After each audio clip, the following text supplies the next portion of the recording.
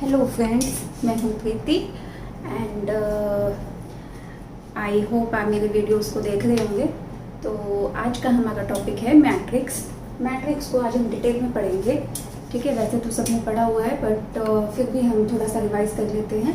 इससे हमें हेल्प मिलेगी कि क्वेश्चंस को कैसे सॉल्व करना है। ठीक है, तो मैट्रिक्स हम डिस्कस करते हैं। सपोज हमने मैट्रिक्स ए ली है। मैट्रिक्स एक्चुअली है क्या? मैट्रिक्स एक रिप्रेजेंटेशन है एलिमेंट्स की। ठीक है, एलिमेंट्स की रिप्रेजेंटेशन है इस तरह से, तो इसको हम मैट्रिक्स बोलते हैं। ठीक है, एक रेक्टेंगुलर एरे में जब हम एलिमेंट्स को रिप्रेजेंट करते हैं, एक रेक्टेंगुलर एरे में जब एलिमेंट्स को रिप्रेजेंट किया जाता है तो उसको हम मैट्रिक्स बोलते हैं। ठीक है, तो हमने यहाँ पे रिप्रेजेंट किया है एम एन एलिमेंट्स को। ठीक है, तो फर्स्ट एलिमेंट हमने A11 लिया है, A12 and so on A1n। Second row में हमने लिया है 21 22 2n। थर्ड रो में हमने लिया है A31 32 3n एंड mth रो में हमने लिया है M1 M2 Mn Amn। ठीक है, तो हम क्लियरली यहाँ पे देख सकते हैं इसमें फर्स्ट सेकंड थर्ड और ये रोज कहाँ तक गई हैं? M तक गई हैं। ठीक है, इस एरे में, इस रेक्टेंगुलर एरे में m रोज हैं एंड कॉलम हम देख सकते हैं फर्स्ट कॉलम सेकंड कॉलम कहाँ तक गए हैं? n तक गए हैं। ठीक है, तो यहाँ पे जो लिखा जाता है इसको हम ऑर्डर ऑफ द मैट्रिक्स लिखते हैं। तो इस मैट्रिक्स का ऑर्डर क्या है? m/n है। इसमें m रोज हैं एंड n कॉलम्स हैं। ठीक है, तो इस टाइप की रिप्रेजेंटेशन को हम मैट्रिक्स बोलते हैं and this is called the order of the matrix. ठीक है, order of the matrix. m into n multiply करने के बाद जो आया उसको हम बोलते हैं नंबर ऑफ एलिमेंट। ठीक है, number of elements in a matrix. Matrix में जितने एलिमेंट हैं m n को मल्टीप्लाई कर लेंगे तो मल्टीप्लाई के बाद जो नंबर बनता है उसको हम बोलते हैं उस मैट्रिक्स में इतने नंबर ऑफ एलिमेंट है। ठीक है, किसी मैट्रिक्स में हमें नंबर ऑफ एलिमेंट निकालने हैं तो row number and column number को मल्टीप्लाई कर लेते हैं। ठीक है, तो हमें नंबर ऑफ एलिमेंट्स मिल जाते हैं एक मैट्रिक्स में। जब m and n not equal होंगे तो उसको हम बोलते हैं रेक्टेंगुलर मैट्रिक्स। ठीक है, एंड जब m इक्वल टू n हो जाएगा उसको हम बोलते हैं स्क्वायर मैट्रिक्स। ठीक है, स्क्वायर मैट्रिक्स में क्या होगा? ये m और n जब इक्वल हो जाएंगे तो ये क्या हो जाएगी? या इसको हम बोल दें m/m की मैट्रिक्स है या फिर n/n की मैट्रिक्स है। तो स्क्वायर मैट्रिक्स में क्या होगा? जो element A11 A22 A33 and so on Amn, ये जो एलिमेंट्स आएंगे इन एलिमेंट्स को हम कहते हैं, ये किसके एलिमेंट्स हैं? Diagonal elements. Diagonal elements. ठीक है, या इस डायगोनल पे जो एलिमेंट होंगे यहाँ पे हम इक्वल ले लेते हैं। ये n/n का बन गया यहाँ पे। ठीक है, जब ये स्क्वायर मैट्रिक्स होगी n1 n2 एंड nn। ठीक है, जब ये स्क्वायर मैट्रिक्स होगी तो ये जो एलिमेंट्स हैं डायगोनल पे, ये डायगोनल एलिमेंट्स हैं एंड इसको हम बोलते हैं, ये क्या है? Principal diagonal. This is called principal diagonal. And ये वाला जो है, ये वाले जो एलिमेंट्स बनेंगे A1n, ठीक है, यहाँ पे A2n -1 A3n -2 and so on an1। ठीक है, यहाँ से ये बढ़ता जाएगा रो नंबर, ये घटता जाएगा column number n-1 n-2 n1। तो ये जो एलिमेंट होंगे इन एलिमेंट को कहते हैं नॉन प्रिंसिपल डायगोनल एलिमेंट्स। ठीक है, एंड यहाँ पे हम इसको बोलेंगे, ये वाले elements non principal diagonal elements. Non principal diagonal elements. ठीक है, तो नॉन प्रिंसिपल एलिमेंट्स के लिए हम एक छोटी मैट्रिक्स लेते हैं उसे सही से समझ आ जाएगा। सपोज हम 3x3 की मैट्रिक्स लेते हैं, A11, A12, A13, 21, 22, 23, 31, 32 एंड 33। ये 3x3 की हमने मैट्रिक्स ली। तो ये जो एलिमेंट हैं A11, A22, A33, ये तो हमारे प्रिंसिपल डायगोनल के एलिमेंट्स हैं, ये हमारा प्रिंसिपल डायगोनल है। एंड ये जो एलिमेंट है A13, ठीक है, A22, A31, ये हमारे नॉन प्रिंसिपल डायगोनल एलिमेंट्स है। ये हमारा नॉन प्रिंसिपल डायगोनल है, ठीक है, इसके elements non principal diagonal elements, ठीक है।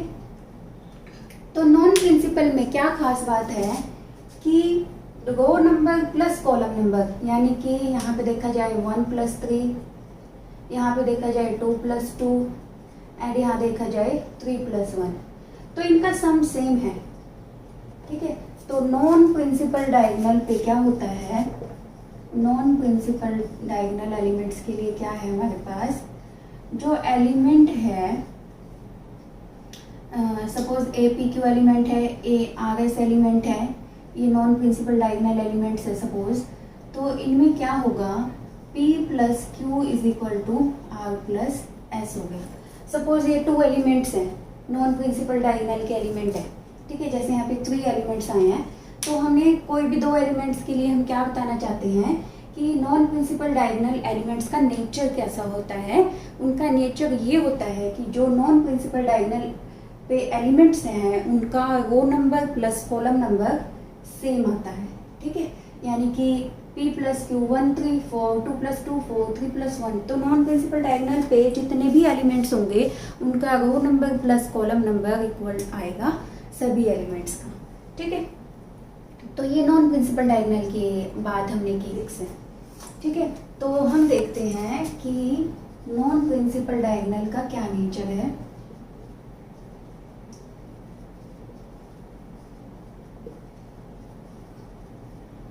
नॉन प्रिंसिपल डायगोनल, एक हमने स्क्वायर मैट्रिक्स लिया 3x3, डायगोनल स्क्वायर मैट्रिक्स पे बनेगा, तो हमने स्क्वायर मैट्रिक्स ले लिए।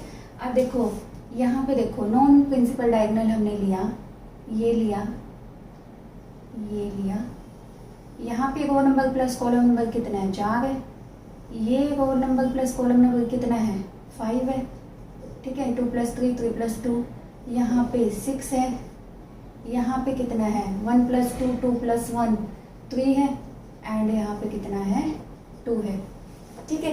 तो हमें क्वेश्चन पूछा जाए, सपोज कि क्वेश्चन हमारे पास, तो यहाँ पे क्वेश्चन है हमारे पास, क्योंकि नॉन प्रिंसिपल डायगोनल पे row number plus column number same होता है, तो हमने क्या बताना है, how many distinct elements are possible in a square matrix A of order 3 such that APQ = ARS when P + Q = R + S, ठीक है। जब row number column number same होगा वहाँ पे हमने सेम एलिमेंट डालने हैं, तो इस टाइप से हम कितने डिस्टिंक्ट एलिमेंट्स डाल सकते हैं, ठीक है। तो डिस्टिंक्ट एलिमेंट के लिए हमारे पास क्या है, यहाँ पे हम कुछ भी एलिमेंट डाल सकते हैं, यहाँ कुछ भी डाल सकते हैं, बट एक एलिमेंट दूसरा एलिमेंट सेम होगा। इसी टाइप से यहाँ पे हम कुछ भी एलिमेंट डाल सकते हैं, बट यहाँ पे सेम लेना पड़ेगा। तो ये पोजीशंस कितनी है, 1 2 3 4 5, तो आंसर क्या आ गया हमारे पास आंसर आ गया कि 5 पोजीशंस हैं जहाँ पे हम डिफरेंट एलिमेंट डाल सकते हैं, बट बाकी जो पोजीशंस हैं वहाँ पे हमें उस कॉरस्पॉन्डिंग नॉन डायगोनल के कॉरस्पॉन्डिंग सेम एलिमेंट लेना पड़ेगा। तो इस टाइप से हमारे पास 5 पोजीशंस पॉसिबल हैं जहाँ पे हमें क्या है, जहाँ पे हम डिस्टिंक्ट एलिमेंट्स ले सकते हैं, ठीक है। तो ये आ गए। ये सपोज हमारे पास n/n के लिए होता तो हम कैसे निकालते, A11 A12 A1n A21 A22 A2n A31 32 33 3n and n1 n2 n। तो n/n में क्या होता है हमारे पास, कितनी पोजीशन बनती, एक पोजीशन ये आती जहाँ पे 2n है, एलिमेंट्स आ जाएंगे, तो यहाँ पे इसका 2 बनेगा, यहाँ पे 2n बनेगा, तो ये कैसे आ जाएंगे, यहाँ पे सम 2, यहाँ पे 2, फिर यहाँ पे सम क्या बनेगा 3 बनेगा, फिर 4 बनेगा, फिर करते करते हम लास्ट में 2n पे आ जाएंगे। ठीक है, तो ये कितनी पोजीशंस होंगी, 1 से स्टार्ट होता तो पोजीशन 2n होती, 2 से स्टार्ट हुए तो कितनी पोजीशंस होंगी, 2n माइनस 1 पोजीशंस होंगी। ठीक है, तो how many positions these are, क्योंकि 2 से स्टार्ट हुआ है तो ये हमारे पास पोजीशन होगी 2n माइनस 1 पोजीशंस। तो 2n माइनस 1 पोजीशंस होगी जहाँ पे हम कुछ भी क्वेश्चन पूछा जाए कि एलिमेंट्स किस टाइप से हमने डालने हैं तो हम पोजीशन बता सकते हैं। ठीक है, पहले पे 2 है, फिर 3 है, फिर 4 आएगा, 5, ऐसे करते करते फिर 2n आ गया। ठीक है, यहाँ पे बीच में n+1 भी आएगा जैसे यहाँ पे आया था। ठीक है, जैसे 3+1 4 आया था, तो यहाँ पे क्या आएगा n+1 आएगा, ये पोजीशन आएगी। ठीक है, तो इस टाइप से हम पोजीशंस निकाल सकते हैं। ठीक है, अब है हमारे पास, अब हम पढ़ेंगे स्क्वायर मैट्रिक्स कितने टाइप की होती है। तो स्क्वायर मैट्रिक्स में हमारे पास पॉसिबिलिटी है कि वो मैट्रिक्स हमारे पास लोअर ट्रायंगुलर हो सकती है, लोअर ट्रायंगुलर मैट्रिक्स पॉसिबल है, अपर ट्रायंगुलर पॉसिबल है।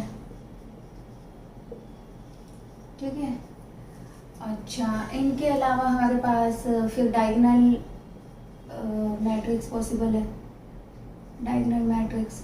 अभी हमने पढ़ा है कि डायगोनल स्क्वायर मैट्रिक्स का ही हम निकालते हैं। ठीक है, तो लोअर ट्रायंगुलर मैट्रिक्स कौन सी होती है, सपोज 3x3 पे देखते हैं, A11 A12 A13, यहाँ पे 2 2 2 3, यहाँ पे 0, यहाँ पे भी कुछ भी हो सकता है, ये डायगोनल एलिमेंट A33। ठीक है, यानी ये जो बने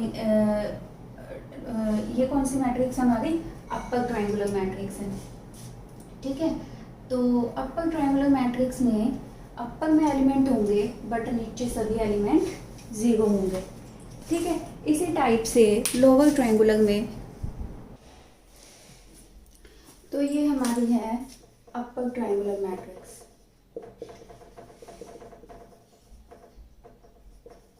ठीक है, इसी टाइप से लोअर ट्रायंगुलर में क्या होगा,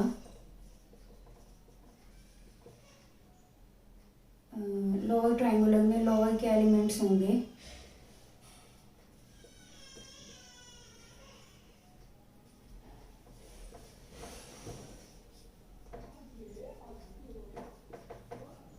ठीक है, इसमें this is lower triangular, lower triangular matrix. ठीक है, तो अपर ट्रायंगुलर में अपर के एलिमेंट्स होंगे, लोअर ट्रायंगुलर में लोअर के एलिमेंट्स होंगे और ऊपर जो होंगे 0 होंगे। अपर ट्रायंगुलर में ऊपर कुछ भी एलिमेंट हो सकता है बट नीचे 0 होगा। ठीक है, नीचे 0 एलिमेंट्स होंगे अपर ट्रायंगुलर में। ठीक है, तो जो जहाँ पे 0 है वहाँ पे और कोई एलिमेंट नहीं आ सकता, यहाँ पे तो फिक्स है कि 0 ही आएगा। तो इनको कहते हैं ट्रिवियल एंट्रीज, ये ट्रिवियल एंट्रीज हैं।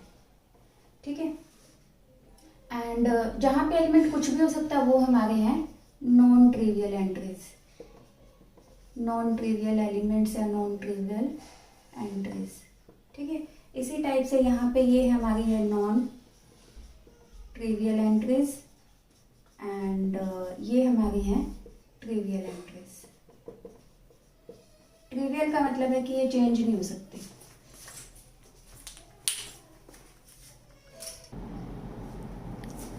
अब हम देखते हैं कि इसमें नॉन ट्रिवियल एंट्रीज कितनी हैं। ठीक है, तो यहाँ जहाँ पे जो फिक्स एलिमेंट 0 वो ट्रिवियल एंट्री है, जहाँ पे एलिमेंट कुछ भी आ सकता है वो नॉन ट्रिवियल एंट्री है। तो ये कितनी पॉसिबल है, 1। ठीक है, यहाँ पे 1, यहाँ पे 2 है, यहाँ पे 3 है। तो 3/3 में कितनी आ गई, 1 + 2 + 3 यानी 6 क्या आ गई, नॉन ट्रिवियल पोजिशंस हैं, नॉन ट्रिवियल एंट्रीज है। ठीक है, इसी टाइप से लोअर ट्रायंगुलर में यहाँ पे 1, यहाँ पे 2, यहाँ पे 3, यहाँ भी कितनी है 1 + 2 + 3, 6 नॉन ट्रिवियल एंट्रीज हैं, ठीक है, 6 नॉन ट्रिवियल एंट्रीज हैं। अब सपोज मैट्रिक्स हमारी n/n की होती, A11, A12, A1n, 2-1, 2-2, 2n, n1, n2, nn, तो इसमें कितनी होंगी नॉन ट्रिवियल एंट्रीज? n/n इसका ऑर्डर है। हमने कौन सी लेंगे थी? Upper triangular. अपर ट्रायंगुलर में ये सभी क्या हो जाएंगे? 0 हो जाएंगे, ठीक है, ये सभी एलिमेंट 0 हो जाएंगे। तो इसमें कितने होंगे हमारे पास नॉन ट्रिवियल एंट्रीज? 1, इससे ऊपर 2 आएंगे, ठीक है। इस टाइप से फर्स्ट वाले में कितनी आएंगी? n आएंगी, उससे नीचे n-1 हो जाएंगी, ठीक है। करते करते यहाँ पे कितनी हो जाएंगी? 1, तो ये आ जाएंगी 1 + 2 + so on + n-1 + n। तो 1 से n नेचुरल नंबर का सम क्या होता है? n × n + 1/2, ठीक है। इसी टाइप से लोअर ट्रायंगुलर में क्या होता है? यहाँ पे डायगोनल एलिमेंट आएंगे, इससे ऊपर के सभी एलिमेंट 0, यहाँ पे 2, 1 करते करते n1, n2, ये होती है हमारी लोअर ट्रायंगुलर, ठीक है। यहाँ के सभी एलिमेंट 0, तो यहाँ पे कितनी है नॉन ट्रिवियल एंट्रीज? तो these are non trivial entries, number of non trivial entries. यहाँ पे कितनी होंगी? 1 + 2 + so on n तक, ये भी कितनी होगी? n × n + 1/2, ठीक है। तो ये 0 का मतलब है कि यहाँ के सभी जो अपर लोअर ट्रायंगुलर में बाकी सभी जो एंट्री है ऊपर वो सभी 0 हैं। तो यहाँ पे नॉन ट्रिवियल एंट्रीज हमने निकाल दी 1 + 2 + so on + n तक, तो ये होगी n × n + 1/2, ठीक है। अगर हमारे पास ये matrix strictly upper and strictly lower होती, तो हम देखते हैं कितनी होती है एंट्रीज नॉन ट्रिवियल, ठीक है। उस केस में कितनी होती? यहाँ पे सपोज मैट्रिक्स हमारी क्या है? स्ट्रिक्टली अपर ट्रायंगुलर है, तो यहाँ पे A22 3/3 की ही लेते हैं समझने के लिए। यहाँ पे 3 1 3 2 2 1 2 2 2 3 3 1 भी 0, 3 2 भी 0, ये भी 0, ये क्या होगी? Strictly upper triangular. Strictly upper triangular में number of non trivial entries कितनी होंगी? 1 + 2, तो = 3, ठीक है। यानी जो पहले कितनी निकाली थी हमने? 6 निकाली थी यहाँ पे, क्योंकि 3 एलिमेंट डायगोनल के भी प्लस हो गए थे, तो वहाँ पे कितनी की थी हमने? ऐसे किया था ना, 1 + 2 + 3। अब ये तो थी जब अपर ट्रायंगुलर है। अब स्ट्रिक्टली अपर में क्या होगा? डायगोनल पे भी 0 आ गया, तो -3 पोजीशन डायगोनल की होगी, तो 3 से 3 कैंसिल, यही आया 1 + 2 = 3। तो इसी टाइप से हमने अगर अपर ट्रायंगुलर में ये सभी एलिमेंट 0 हो जाएं, ये सभी एलिमेंट 0 हो जाएं डायगोनल के भी, तो नॉन ट्रिवियल एंट्रीज कितनी होंगी? तो नॉन ट्रिवियल एंट्रीज हमारे पास होंगी, non trivial entries in strictly upper triangular. Strictly upper triangular matrix में कितनी होगी? n × n + 1/2 तो है ही, माइनस होगी, डायगोनल पे भी 0 आ गया, वो भी सारे फिक्स होगी, तो -n पोजीशन ये कर दी हमने इसमें से, तो ये कितना आ गया? n × n + 1 - 2n/2, तो n² + n - 2n, तो n² - n या n × n - 1, n² - n, that is equal to 2। इसी टाइप से यहाँ होगा, ये सभी एलिमेंट भी 0 हो जाएं, तो यहाँ पे क्या होगा? This -n and this equal to n × n - 1/2, ठीक है। तो ये आ गई number of non trivial entries in strictly upper triangular matrix. वो कितनी होती है? n × n - 1/2। इसी टाइप से स्ट्रिक्टली लोअर ट्रायंगुलर में नॉन ट्रिवियल एंट्रीज कितनी होती हैं, n इंटू n माइनस 1/2। अब हम देखते हैं डायगोनल मैट्रिक्स।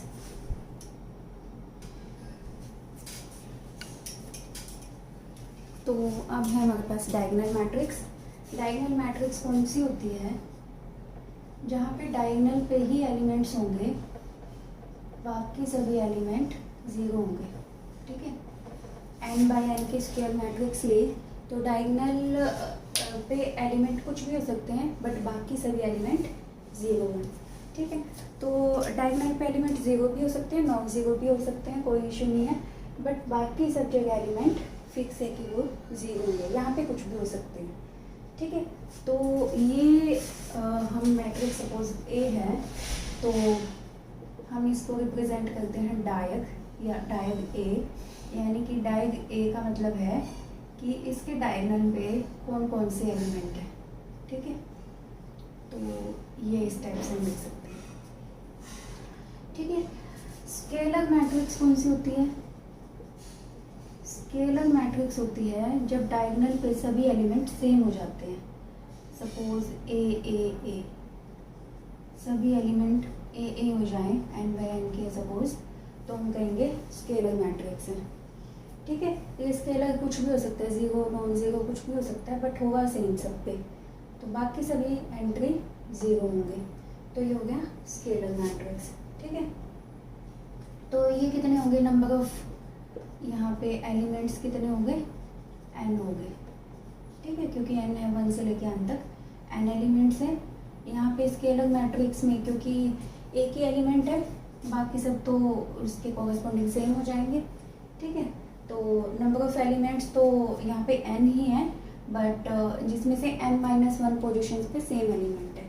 ठीक है, उसके बाद है identity matrix. Identity matrix, identity में क्या होगा, यहाँ पे सब जगह डायगोनल पे 1 1 हो जाएगा, 1 1 1, बाकी सब जगह ज़ीरो, तो इसको हम कहते हैं आइडेंटिटी मैट्रिक्स, और इसको रिप्रेजेंट करते हैं कैपिटल I से। ठीक है, तो ये जो डायगोनल एलिमेंट्स का सम है ट्रेस ए, उसको हम ट्रेस बोलते हैं, A11 plus A22 plus so on AN। ठीक है, तो डायगोनल पे जितने भी एलिमेंट्स हैं उनका सम ले लें तो उसको हम ट्रेस बोलते हैं, trace of the matrix A. ठीक है, इसी टाइप से ट्रेस ऑफ आइडेंटिटी मैट्रिक्स क्या हो गया, trace of A, trace of identity matrix क्या हो गया, एन ऑर्डर किया तो 1 plus 1 so on n times, तो this is equal to n. ठीक है, तो 1 ऑर्डर की है तो 1, 2 ऑर्डर की है तो 2, n ऑर्डर की है तो n, 3 ऑर्डर की है तो 3। ठीक है, इस टाइप से हम ट्रेस निकाल सकते हैं। ठीक है, तो अब हम देखते हैं, तो अब हम लेते हैं ट्रांसपोज ऑफ ए सपोज हमारे पास मैट्रिक्स है A11 A12 A1n 2 1 2 2 2n m1 m2 is equal to नहीं a m by n order की रेडी, तो ट्रांसपोज में क्या होगा, पोजीशंस चेंज हो जाएंगी, रो नंबर कॉलम नंबर बन जाएगा, कॉलम नंबर रो नंबर बन जाएगा, तो ये इस टाइप से एलिमेंट आ जाएंगे। 1 2, फर्स्ट रो को फर्स्ट कॉलम में पुट किया, 2 1 2 2 2n n1 n2 m n। ठीक है, इस टाइप से m1 है, इसमें m1 m2 mn, तो अलग हो गया ये। अब यहाँ पे n रोज हो गई, m कॉलम्स हो गए। ठीक है, अगर ये m इक्वल टू n होता तो m n बाई n ये सेम नहीं रहता, इफ इक्वल होते m इक्वल टू n। ठीक है, तो स्टेप से देखते हैं। अब है हमारे पास अलजेब्रा ऑफ मैट्रिसेस। तो अलजेब्रा ऑफ मैट्रिसेस में क्या होता है, A and B suppose 2 matrix हैं सेम ऑर्डर के, सेम मॉडल के मैट्रिक्स को ही हम आपस में ऐड कर सकते हैं, सब्ट्रैक्ट कर सकते हैं। ठीक है, तो A प्लस B, मान लो दो मैट्रिक्स हैं, इन दोनों को ऐड करना है तो हम ऐड कर सकते हैं अगर इनका ऑर्डर सेम होगा। ठीक है, तो इस टाइप से ऐड हो जाएंगे, यानी कि A में सपोज AIJ एलिमेंट्स थे, इसमें BIJ एलिमेंट्स थे, तो A प्लस B जो मैट्रिक्स बनी उसमें आ जाएंगे AIJ प्लस BIJ, इस टाइप से एलिमेंट आ जाएंगे। ठीक है, इसी टाइप से सब्ट्रैक्ट कर सकते हैं दो मैट्रिक्स को। This is equal to A minus B, यहाँ भी क्या होगा, इसमें सपोज AIJ एलिमेंट है, इसमें BIJ एलिमेंट है, तो सब्ट्रैक्ट की तो कोरस्पॉन्डिंग एलिमेंट माइनस हो जाएंगे। ठीक है, यानी जो जिस पोजीशन पे एलिमेंट होगा वो उसी पोजीशन पे ऐड हो जाएगा, उसी पोजीशन पे सब्ट्रैक्ट हो जाएगा दूसरे मैट्रिक्स